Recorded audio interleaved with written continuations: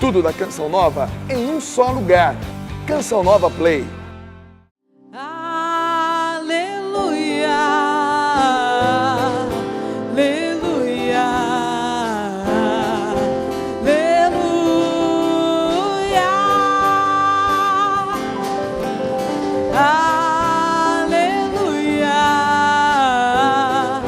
aleluia, aleluia. Quando somos unidos, quando estamos unidos, estás entre nós e nos falará da sua vida. Aleluia, aleluia, aleluia.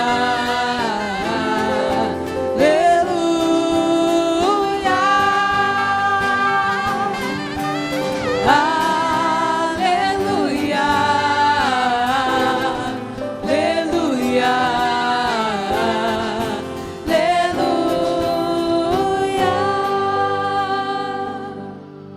Meus queridos irmãos, nós acabamos de ouvir um trecho do capítulo de número 5 do evangelista São Marcos, onde nos foi narrado o acontecimento de Gerasa, uma cidade da Decápole, a leste do Jordão. Para que nós possamos assim entender aquilo que Deus nos gostaria de dizer por meio deste evangelho, nós temos que inserir o evangelho no contexto geral do livro de São Marcos. Porque é certo que não foi um trecho escrito a léu, não está solto. E quando você vai ali no evangelho, você percebe que no capítulo 4, Jesus estava em Cafarnaum. Ele tinha acabado de fazer um milagre, multiplicado pães e peixes. Ele tinha ensinado o povo e depois ele tinha dado uma ordem para os seus discípulos. Ele disse: vão, entre na barca, nós vamos atravessar. E foi ali, no mar da Galileia, que dividia a Decápole, lugar onde aconteceu o evangelho de hoje, e Cafarnaum, a cidade de São Pedro.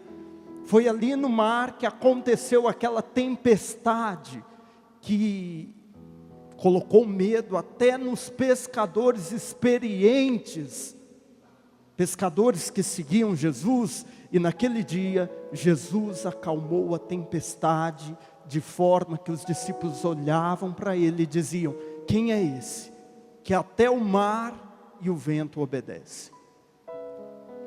Veja o que São Marcos está fazendo conosco.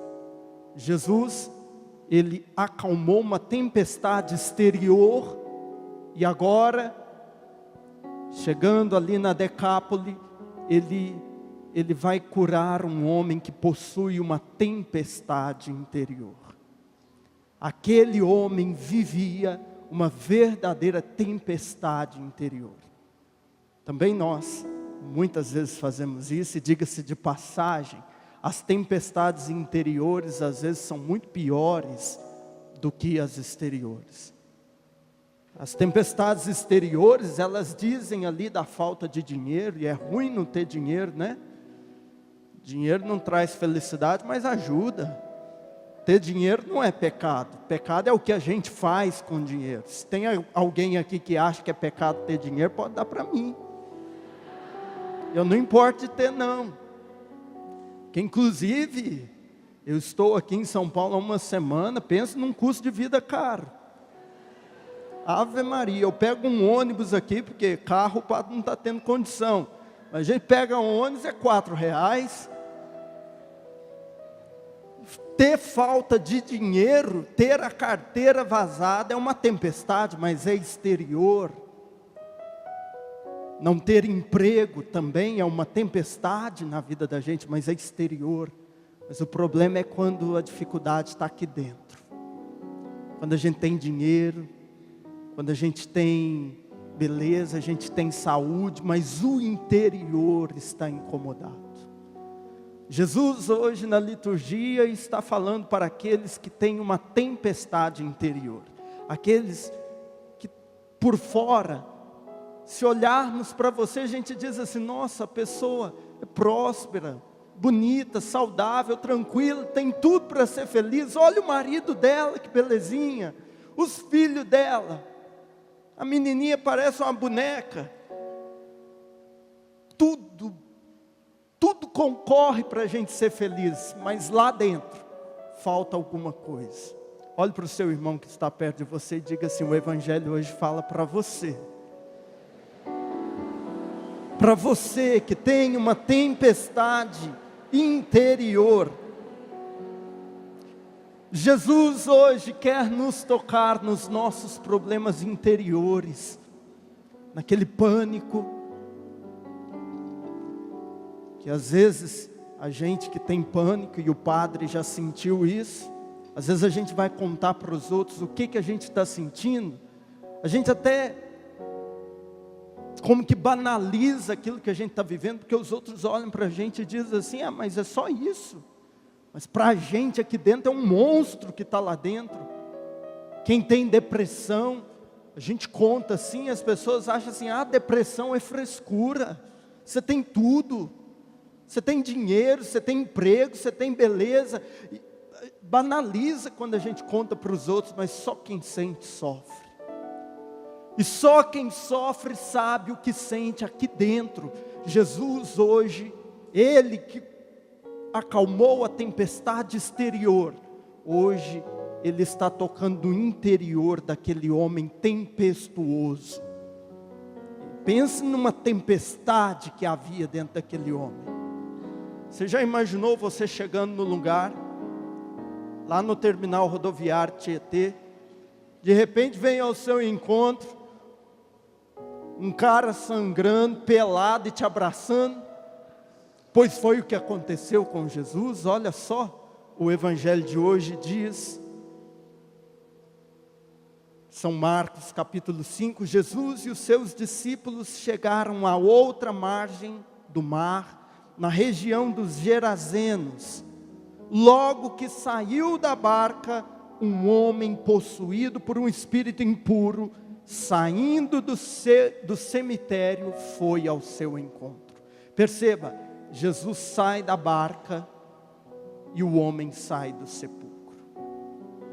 O que é a barca de Jesus, senão uma figura da igreja? A igreja, ela é a barca de São Pedro. É da barca que Jesus muitas vezes ensinava. O Evangelho diz que Jesus muitas vezes na praia ele ordenava a São Pedro: coloca aqui o barco, porque eu sentado dessa barquinha vou ensinar ao povo. E enquanto todo o povo ficava de pé na praia, Jesus estava ali ensinando no púlpito da barca. A barca de São Pedro é a igreja. Meus irmãos, quando Jesus sai da barca, o homem sai do sepulcro e vem ao seu encontro. Veja, aqui o Evangelho nos diz de uma figura muito concreta, que nos propôs recentemente o Papa Francisco, quando ele disse aos bispos, cardeais, padres da igreja: saiam da sacristia. Porque é quando a gente sai da igreja, quando a gente se depara com as realidades do mundo, quando a gente chega lá na minha casa, no lugar onde eu trabalho, na vida cotidiana, que a gente percebe que a realidade está muito aquém daquilo que é o ideal do catecismo da igreja. E dizer que a igreja deve sair do barco não quer dizer que ela deve abandonar os seus valores e abraçar aquilo que o mundo tem, não. Mas quando a igreja sai da sacristia, quando a igreja abandona o púlpito e enxerga o mundo de perto, a gente percebe que a igreja é tão redondinha e ela conta com tantos ideais perfeitos, que lá na minha vida não acontecem dessa forma. A igreja gostaria que todos fossem casados uma vez só e fossem fiéis a vida inteira, mas lá fora não é isso que acontece. A igreja gostaria que todo mundo tivesse o que comer e beber e vivesse em conforto, mas não é isso que acontece. quanta gente na miséria, quanta gente na penúria. A igreja gostaria, e o catecismo nos apresenta sacramentos de cura. A igreja gostaria que todo mundo fosse são, de corpo, de alma, de mente. Mas quando a gente sai lá fora, quanta gente perturbada da cabeça, quanta gente depressiva, quanta gente doente. A realidade está muito aquém dos ideais pregados no púlpito. E veja, a igreja só vai resgatar algumas pessoas quando ela sair da barca, quando ela estiver lá fora, quando ela se deparar com a realidade e for misericordiosa nos confessionários. O Papa Francisco disse: eu prefiro uma igreja suja e machucada, mas que está no mundo, não abraçando os valores do mundo, mas recuperando aquilo que o mundo destruiu. E eu vou dizer para você, enquanto a igreja te atinge, enquanto a igreja sai do púlpito, porque é isso que a Canção Nova faz, quando nós, por exemplo, adquirimos uma câmera dessa de televisão. O púlpito sai desse lugar fechado que é a igreja e chega pelos ares, nas casas de muitos que nunca vão ter a iniciativa de vir e pisar aqui. A Canção Nova sai dos púlpitos e da igreja cada vez que ela transmite uma missa como essa, para atingir, quem sabe, você que está me assistindo agora, quem sabe você que está me escutando aqui na Catedral do Líbano, e hoje é necessário que você saia do sepulcro. O padre Edmilson, o fundador dos Jovens Sarados, ele teve assim uma sacada tão grande quando ele propôs à juventude que o acompanha, que por ele é direcionada espiritualmente, uma geração de ressuscitados. Você hoje precisa sair do sepulcro. E o que é o sepulcro senão um lugar de podridão, de morte, de trevas? Porque você está vivendo uma vida aquém daquilo que você merece viver. Onde está a vida em abundância que Jesus prometeu para você? Será que você não está vivendo no meio da podridão, da corrupção, da podridão, do degradamento moral? Quem sabe você olha para você e você diz assim: eu tenho nojo de mim. Assim era a condição daquele homem. As pessoas na época de Jesus enterravam as pessoas em pequenas grotas, pequenas grutas, escavadas na rocha, e ali ficava aquele homem, atormentado pelos seus pensamentos o dia inteiro, no sepulcro. Sepulcro é lugar de coisa podre. Sepulcro é lugar escuro. Sepulcro é lugar gelado. Sepulcro é lugar de solidão, onde não há contato afetivo, não há iniciativa, não há vida. Meu irmão, o Senhor hoje está indo ao teu encontro, mas é necessário que você se levante e venha ao encontro dEle. Saia do sepulcro aonde você está enterrado. Porque quem sabe a vida se ocupou de fazer de você uma verdadeira múmia. Você está assim, como que mumificado. Pelo amor de Deus, ressuscite. Se eu pudesse agora chegar perto de você, pegar no seu ombro e te sacudir e dizer para você: a vida é uma só. Quantos dias você já perdeu chorando? Quantos dias você já perdeu se lamentando, enchendo a vida de penúria? Acorda, saia do sepulcro. Porque inclusive o padre não pode fazer isso, mas você que está aí pode. Olhe para o seu irmão, olhe no olho dele, sacode ele e diga: saia do sepulcro, meu irmão. Saia do sepulcro. E o Evangelho continua. E no versículo 3, São Marcos, ele diz assim: esse homem morava no meio dos túmulos, e ninguém conseguia amarrá-lo, nem mesmo com correntes. Muitas vezes tinha sido amarrado com algemas e correntes, mas ele arrebentava as correntes e quebrava as algemas, de forma que ninguém podia dominá-lo. Gente, ele quebrava correntes. Isso diz de força. Isso diz de força. Força ou do demônio ou da pessoa. Quantas vezes você utiliza as suas próprias forças para se degradar? Você usa aquilo que você tem de melhor para te prejudicar. Você mesmo se prejudica. Pessoas fortes o suficiente para se degradarem pelas suas próprias qualidades. Pessoas bonitas, mas que não sabem ser bonita. Você usa a sua beleza para você mesmo se ferir. Como eu disse agora há pouco, pessoas que têm dinheiro, mas que usam o próprio dinheiro que têm para se ferir e se machucar. Ou quem sabe, é o demônio que está em ti, que é mais forte do que você, porque você diz, Padre, é mais forte do que eu. O demônio era forte, diz o Evangelho que ele era amarrado com correntes, mas ele quebrava as algemas. Pense num demônio forte. Era um demônio forte, quem sabe, aquilo que está te atormentando na sua tempestade interior é mais forte do que você. Padre, eu não consigo me libertar daquela droga que me consome, da cocaína, da maconha, é mais forte do que eu.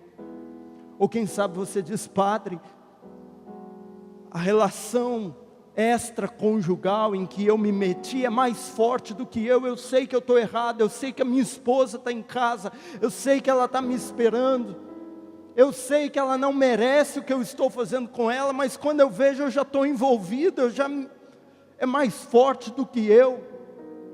Ou quem sabe você já foi orientado pelo médico que diz para você, olha, se você continuar fumando, olha, você vai morrer, mas você diz, é mais forte do que eu não aguento ver o cigarro. O Evangelho está falando de um demônio forte, que quebrava as correntes que o amarravam, ele não se conseguia deter. Uma outra característica desse endemoniado, diz o Evangelho de São Marcos, que ele andava vagueando. Versículo 5, dia e noite, ele vagava entre os túmulos e pelos montes, gritando. Gente, a gente pensa assim que andar é capacidade de gente saudável, né? Tá bem, já está andando. Mas no caso desse homem, o fato de ele andar dia e noite, significa que ele estava incomodado, ele não tinha paz interior. Mais uma característica desse homem tempestuoso do Evangelho de hoje, a ausência de paz. Quem sabe você é uma pessoa que não tem paz. O Evangelho diz dia e noite ele vagava. Quem sabe você está numa falta de paz tão grande que você não tem paz sequer para dormir de noite. Quantos aqui na igreja hoje, na TV, estão escutando o padre e dizem assim, Padre, eu não durmo, eu preciso de remédio. E quantas vezes eu tomo remédio, o remédio nem efeito faz. Pessoas que viram à noite na internet, na televisão, pessoas sem paz interior, pessoas incomodadas. Você nem mesmo sabe o que é que está te incomodando, mas alguma coisa te inquieta.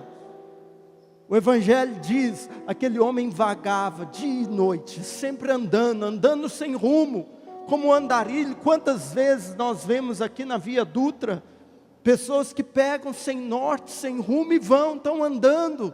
Aquele homem andava dia e noite, não tinha paz. Onde está a tua paz interior? E o versículo 5 completa a condição daquele homem dizendo, ele se feria com pedras, ele pegava as rochas e se batia com rochas. Ele pegava a pedra e batia na própria cabeça, ele pegava pedras e ralava o próprio pulso, ele se feria com pedras. O que São Marcos quer dizer para nós com isso? A condição de pessoas que se ferem com a própria verdade. Porque pedra, rocha, é sinônimo de estabilidade, de coisa dura que não passa. Pega uma folha de papel, coloca fogo, ela deteriora. Pega essa pedra, coloca fogo nela, ela dura, ela não passa. A rocha na Bíblia é sinônimo de estabilidade, de coisa que não seja perecível, de coisa que não passa. Meu irmão, a verdade é assim. Você pode mentir muitas vezes para você mesmo, mas a verdade caminha sempre diante de você, te ferindo. Você sabe o que você precisava fazer, você sabe quem você precisava chamar para conversar, você sabe quem você precisava ser diante de Deus, você sabe da verdade. Diante daquilo que você vive, deixa eu dizer, até o Papa podia dizer para você: olha, fica calminho, está tudo bem, isso que você vive está super certo, mas lá dentro de você, se não está certo, não adianta que nem o Papa dissesse para você que está. Que dentro de você a sua consciência te acusa, dizendo que a verdade é única, e ela é imutável, ela não passa. Gente, o homem se feria com rochas, quer dizer, aquilo que era imutável, feria aquele homem. Pois bem, essa era a condição dele. Mas diz que quando ele se aproximou de Jesus, ele começou então um diálogo com Jesus. Se você tem a Bíblia, no versículo 6 diz assim: vendo Jesus de longe, o endemoniado correu e caiu diante dele de joelhos. Algumas traduções dizem assim: ele correu e adorou Jesus. Ainda que ele fosse possuído pelo diabo, existia ali um resquício de consciência, e ele sabia que ele deveria ir. Imagina você, ele carregado de demônios como ele estava, mas ele sabia: eu tenho que ir a Jesus. E com que dificuldade ele se aproximou de Jesus. O demônio como que o segurando, mas ele dizendo: eu preciso, eu vou. E diz o Evangelho, ele se aproximou de Jesus. E quando ele chegou diante de Jesus, ele o adorou. Um homem amaldiçoado, que adorou, ajoelhou diante de Jesus. E você que chegou bem aqui nessa igreja, até agora não esboçou uma expressão de adoração. Você não cantou, você não bateu palmas, você não chorou, você não rezou, você está aqui de corpo presente. Quem sabe essa é a sua missa de corpo presente? Já foi numa missa de corpo presente? A gente estica o defunto aqui. Essa criatura aí do seu lado veio para a missa, mas até agora foi incapaz de esboçar um gesto de adoração em relação a Jesus. Porque tem vergonha, porque não gosta de bater palma, não gosta de cantar, tem vergonha de chorar. Aí vai para casa do mesmo jeito que entrou. O amaldiçoado do Evangelho adorou, e você, bacaninha, até agora não se entregou, não cantou, não rezou, não fez nada. Deixa eu dizer, você vai embora com essa tempestade aí dentro, por culpa de Jesus? Não, por culpa sua, que não se abriu, que não se rendeu.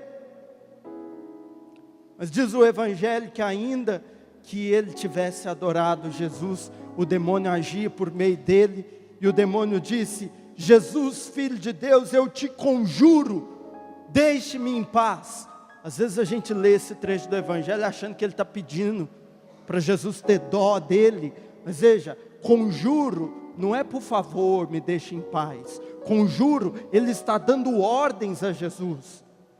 É uma palavra que normalmente se usa no ritual do exorcismo. O padre diz: eu te conjuro pelo Deus vivo, eu te conjuro pelo Deus santo. Quem sabe muitas vezes os exorcistas da época de Jesus tinham usado palavras como essa para tentar libertar aquele homem. Ele usou em relação a Jesus. Ele disse: eu te ordeno, Jesus, filho de Deus, vai embora, me deixe em paz. Jesus perguntou para ele: qual é o seu nome? E o diabo disse: agora eu pego ele. Porque é sabido também que no ritual de exorcismos, quando você sabe o nome do demônio, você tem poder de dominá-lo. Então ele disse para Jesus: eu sou legião. Legião quer dizer, havia naquele homem entre 2.000 a 6.000 demônios, que era o número de soldados de uma legião romana. Legião é uma nomenclatura própria do exército de Roma.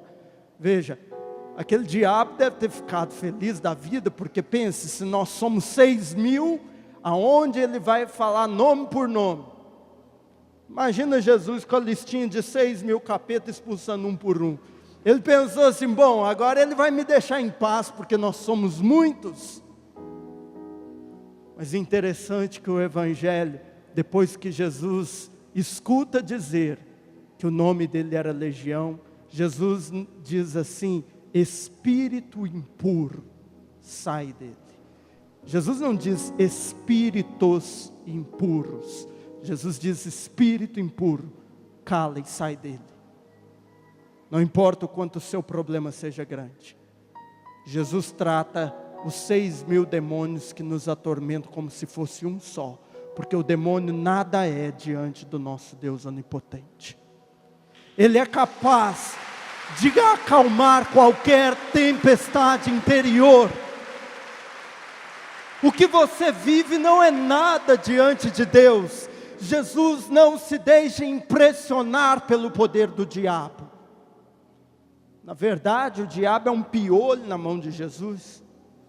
Quando era criança, a gente gostava de ter piolho só para escutar o barulhinho da lente estourando.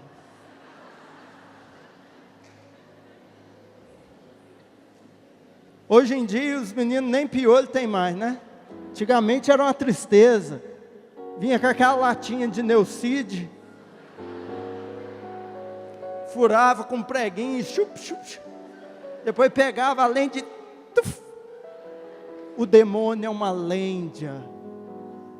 O demônio é um piolho na mão de Deus. O que é que te atormenta? Jesus trata os 6.000 diabos que se levantam contra mim como um só. E ele tem autoridade para dizer.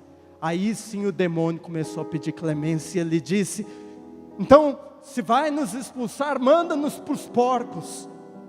Jesus permitiu. Agora aqui o interessante do Evangelho. Chega o final. O homem libertado, Jesus está indo embora, porque o povo ali da Decápole não quer que Jesus fique. O povo da Decápole diz: vai embora da nossa terra, você matou os nossos porquinhos. Jesus entra no barco para ir embora, e o homem que antes era encapetado olha para Jesus e diz assim: deixa eu ir contigo. E Jesus diz o que para ele? Não, Senhor, você não vai comigo, você vai ficar para evangelizar a sua família. Conte para os seus parentes aquilo que eu fiz por você. E o interessante, o povo da Decápole pediu para Jesus ir embora, Jesus foi. O diabo pediu para Jesus mandar para os porcos, e Jesus atendeu o diabo.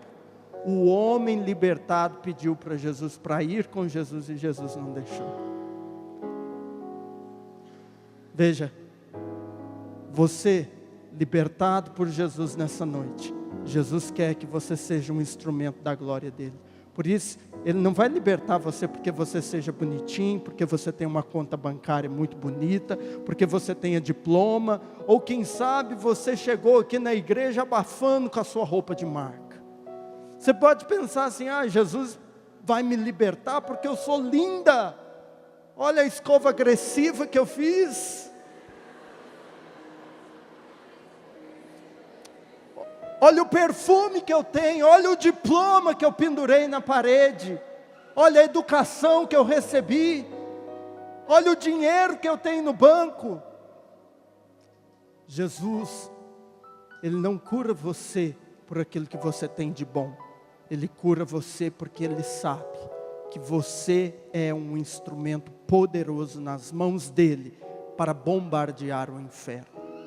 E aquele lugar que não foi evangelizado por Jesus, aquele lugar que mandou Jesus embora, aquele lugar foi evangelizado por um homem que antigamente era tido como louco, como endemoniado. São Paulo, numa de suas cartas, ele diz assim: Deus escolhe no mundo as coisas loucas para confundir as sábias, as pobres para confundir as ricas, as que não são para confundir aquelas que são. Foi por isso que Ele escolheu você. Ele escolheu você não porque você seja bom, mas porque Deus gosta de realizar a sua obra por meio de instrumentos insuficientes. Por isso Ele escolheu você. Essa carniça. Ele escolheu essa carniça que está aí, perto de você. Não valia nada. Só na capa da gaita, no chassi do grilo. Mas Deus quis você. E Ele te trouxe aqui para te dizer: você é uma arma poderosa nas minhas mãos para evangelizar o mundo. Olhe para o seu irmão que está do seu lado e diz assim: Jesus quer acalmar a sua tempestade interior. Ele quer te curar por dentro, para te fazer um instrumento eficaz na mão de Deus contra o demônio. Fique de pé no seu lugar. Coloque a mão no seu coração. Você que tem uma tempestade interior, Deus quer fazer de você uma bomba no inferno. Por isso diga para Ele: Senhor Deus, Senhor Deus, se o Senhor me libertar, se o Senhor me libertar, eu serei verdadeiramente livre. verdadeiramente livre. Ajuda-me, liberta-me, Liberta, acalma-me, acalma, dá-me paz. dai-me paz. Ajuda-me, Senhor. Agora feche os seus olhos e cante esta oração poderosa. Se Cristo me libertar, verdadeiramente livre serei. Reze isso, reze. Se Cristo me libertar, verdadeiramente livre serei. Mais uma vez, do início. Diga: se Cristo me libertar, verdadeiramente livre serei. Diga com fé: se Cristo me libertar, verdadeiramente livre serei. Erga o seu braço, adore o Senhor. Liberta-me, Senhor Jesus, Senhor Jesus. Peça a Ele: liberta-me, Senhor. Liberta-me, Senhor Jesus, Senhor Jesus. Mais uma vez, se Cristo, se Cristo me libertar, como aquele homem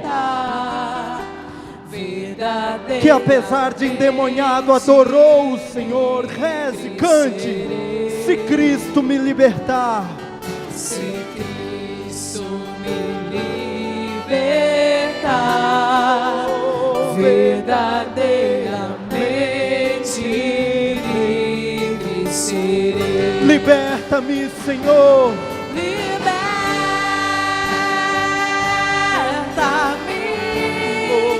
Senhor Jesus, Senhor Jesus. Liberta-me. Liberta-me,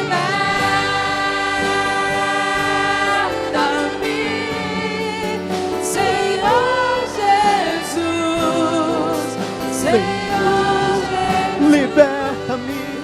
Liberta-me. Liberta-me.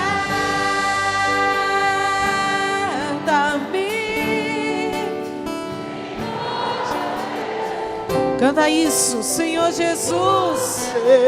Suplica ao Senhor, liberta-me. Liberta-me,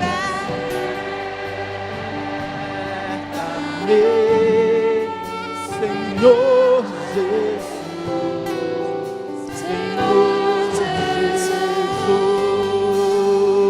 E dê uma salva de palmas àquele que é digno, aquele que nos liberta, aquele que acalma as tempestades interiores.